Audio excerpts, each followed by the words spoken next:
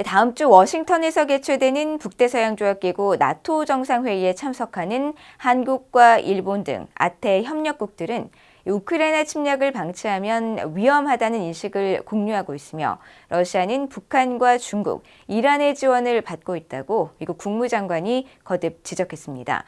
국무부는 최근 러시아가 북한과 체결한 군사조약이 한국을 겨냥한 것이 아니라는 러시아의 주장을 일축했습니다. 첫 소식 조은정 기자가 보도합니다. 미국의 토니 블링컨 국무장관은 브루킹스 연구소가 바이든 정부의 외교 정책과 미국의 리더십을 주체로 개최한 대담에서 다음 주 미국 워싱턴에서 열리는 북대서양 조약기구 나토 정상회의에 한국과 일본, 호주, 뉴질랜드의 3년 연속 참석에 큰 의미를 강조했습니다. 이들 국가의 나토 참석은 유럽과 아시아의 안보가 연결돼 있다는 새로운 인식을 보여준다고 밝혔습니다. This is one manifestation and one recognition of something that really is new, which is that increasingly partners in Europe see challenges halfway around the world in Asia as being relevant to them, just as partners in Asia see challenges halfway around the world in Europe as being relevant to them. 블링컨 장관은 그러면서 우크라이나 전쟁과 관련해 아시아의 파트너들은 침략을 방치하면 모든 곳에서 더 큰 위협이 된다는 것을 인식하고 있다고 밝혔습니다. 이어 북한과 중국 등을 거론하면서 잠재적 공격자들은 러시아가 유럽에서 면책을 누린다는 것을 보면 세계의 다른 곳에서 자기 생각대로 할 것이라고 지적했습니다.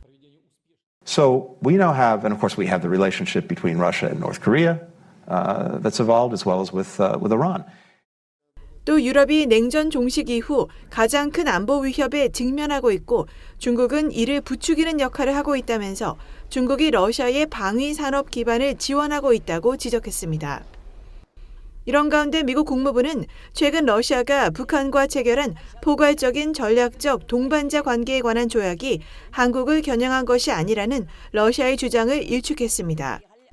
국무부 대변인은 1일 VOA의 논평 요청에 우리는 오랫동안 러시아와 북한의 협력이 심화하는 것에 대해 경고해 왔다고 밝혔습니다.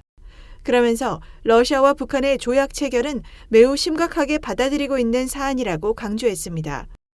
국무부 대변인은 또 이번 북러 간 합의는 러시아의 절박함과 지난 2년간 러시아가 지불한 막대한 전략적 비용을 보여주는 신호라며 러시아는 세계적으로 고립돼 있으며 필사적으로 북한과 이란과 같은 국가의 군사적 지원을 의존하고 있다고 말했습니다.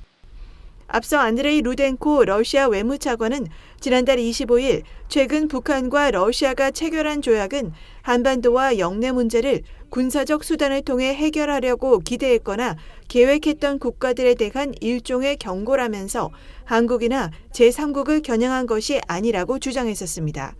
VOA 뉴스 조은정입니다.